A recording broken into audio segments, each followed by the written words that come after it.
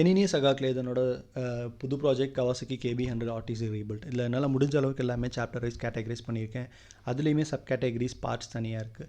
இன்றைக்கி நம்ம பார்க்குறது சாப்டர் 10 பார்ட்ஸ் பில்டப். அதில் இன்றைக்கி பார்ட் 7ல் இருக்கும் பிரேக் ட்ரம் அசம்பிளி. இந்த வீடியோ வந்து Suzuki Max hundred R brake assembly video அளவுக்கு பெருசாக இருக்காது. மெயினான திங்ஸ் மட்டும் கவர் பண்ணியிருப்பேன். இதில் பார்த்தீங்கன்னா இதுதான் பிரேக்கோட கேம் மெக்கானிசம்னு சொல்லுவாங்க. பெருசாக இருக்கிறது வந்து ஃப்ரண்ட் வீலோடது, சின்னதாக இருக்கிறது வந்து ரியர் வீலோட அசம்பிளி. அப்புறம் இதில் க்ரீஸ் தேவையான அளவுக்கு அப்ளை பண்ணிக்கோங்க. அதுக்கு முன்னாடி பார்ட்ஸ் எல்லாமே நீட்டாக க்ளீன் பண்ணிக்கோங்க. இந்த பர்டிகுலர் கேம் டிசைனை பற்றி சொல்லணுன்னா, இதுக்கு மேலே ஒரு வாஷரை வெல்ட் பண்ண மாதிரி டிசைன் கொஞ்சம் புதுசாக இருக்கும். நான் இது வரைக்கும் வேறு பைக்கில் இந்த மாதிரி டிசைன் பார்த்ததில்ல. அப்புறம் இந்த சீட்டிங் ஏரியா, இங்கே தான் அந்த கேம் சீட் ஆகும். இந்த இடத்துல பார்த்திங்கன்னா பெயிண்ட்டோட மார்க்கிங்ஸ் அங்கங்கே கொஞ்சம் இருந்துச்சு. அதையும் க்ளீன் பண்ணி நீட்டாக ஒரு காட்டன் துணியை வச்சு தொடச்சி எடுத்துருங்க. அதுக்கப்புறம் இந்த கேம் மெக்கானிசத்தை இதில் இன்ஸ்டால் பண்ணுங்கள். க்ரீஸ் எக்ஸஸாக இருந்துச்சுன்னா அதெல்லாம் ரிமூவ் பண்ணிடுங்க. ஏன்னா உள்ள கார்பன் அப்படியே உட்கார்ந்து அப்படியே அழுக்கு பிடிக்கும். அப்புறம் இந்த இடத்துல பார்த்தீங்கன்னா ஒரு ஓரிங் வரும். இது எதுக்குன்னா டஸ்ட்டு, வாட்டர் இந்த மாதிரி ஏதாவது உள்ளே வராமல் தடுக்கிறதுக்கு இந்த மெக்கானிசம். அப்புறம் இந்த வாஷர் வந்து கொஞ்சம் ஹார்டாக இருந்துச்சுன்னா கிராக் விழும், அதனால் கட்டாக சான்சஸ் இருக்குது. அதனால் அதை யூஸ் பண்ணாதீங்க. கொஞ்சம் எலாஸ்டிசிட்டி இருக்கணும். அப்புறம் பெண்ட் ஆகுதான்னு பாருங்கள். பெண்ட் ஆச்சுன்னா நீங்கள் வந்து ஃப்ளெக்சிபிளாக இருக்குன்னு அர்த்தம். இதே சேம் ஓரிங்கை யூஸ் பண்ணிக்கலாம். அப்புறம் இதுதான் இந்த பிரேக் லிவர். இதோட டிசைன் பார்த்தீங்கன்னா ஃப்ரண்ட்டில் ஷார்ப்பாக இருக்கும், ரைட் சைடு வந்து ஒரு கர்வ் மாதிரி இருக்கும். இது வந்து பேக் சைடு ஃபேஸ் பண்ணியிருக்கணும், ஸ்ட்ரைட் வந்து ஃப்ரண்ட்டில் ஃபேஸ் பண்ணியிருக்கணும்.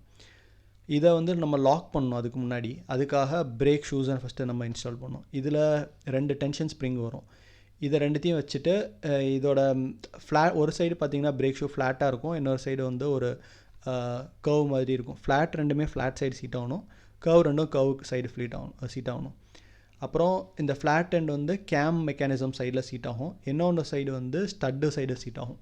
இதுதான் கான்செப்ட். இந்த ஸ்ப்ரிங் பார்த்தீங்கன்னா ஒவ்வொரு தடவை நீங்கள் பிரேக் ஷூ மாற்றுறப்ப புதுசு மாற்றுறது நல்லது. ஒரு சில OES வந்து புதுசு மாற்றுறப்பே உள்ளேயே கொடுக்குறாங்க. At least 2 brake shoe second brake shoe மாற்றுறீங்கன்னா அந்த டைமாவது நீங்கள் இதை மாற்றுங்க. இதை இந்த மாதிரி ஃப்ளாட்டாக வச்சுக்கிட்டு அப்படியே நீங்கள் அது விரிச்சிட்டிங்கன்னா கரெக்டாக சீட் ஆயிரும். இந்த இடம் தான் நான் சொன்னது, அந்த கேம் மெக்கானிசத்துக்கு மேலே ஒரு சர்க்கிள் மாதிரி ஒரு வாஷர் வெல்ட் பண்ணியிருக்காங்க. இது மாட்டுறதுக்கு கொஞ்சம் கஷ்டமாக இருந்துச்சு. ஆனால் என்னென்னா பிரேக் ஷூ ஸ்லிப் ஆகாமல் அதே இடத்துல கரெக்டாக சீட் பண்ணி பிடிச்சிக்கும். ஃப்ரண்ட்லேயும் தள்ளாது, பேக்லேயும் தள்ளாது. அதனால் இது டிசைன் ஓகே, ஆனால் கொஞ்சம் சீட் ஆகிறது கொஞ்சம் கஷ்டமாக இருந்துச்சு.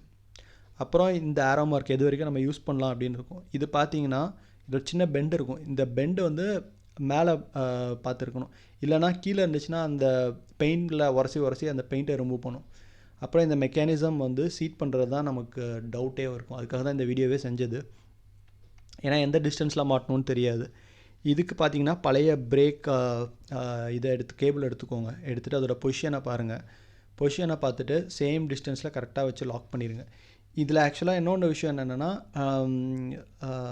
நம்ம வந்து பிரேக் லிவர் கிட்ட மாட்டல, அந்த ஹேண்டில் பார் கிட்ட இருக்கிற பிரேக் லிவர் கிட்ட.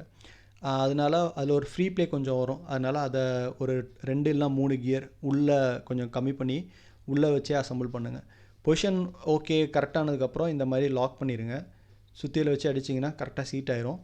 இன்கேஸ் தேவைன்னா அதுக்கேற்ற மாதிரி அட்ஜஸ்ட் பண்ணிக்கோங்க. அப்புறம் இதை லாக் பண்ணுறதுக்கு நட்டு போல்ட்டை வச்சு லாக் பண்ணணும். போல்ட்டுக்கு முன்னாடி ஒரு வாஷர் வரும், அதுக்கப்புறம் நட்டுக்கு முன்னாடி ஒரு வாஷர் வரும். இது ரெண்டுமே நீங்கள் 10 mm ஸ்பேனரை வச்சு தான் லாக் பண்ணணும். இதே மெக்கானிசம் தான் ரியர் வீல்லையும் வரும். இதே மாதிரியே அதையும் இன்ஸ்டால் பண்ணிக்கோங்க. இதே போல் வேறு ஒரு வீடியோவில் பார்ப்போம். அது வரைக்கும் பாய்.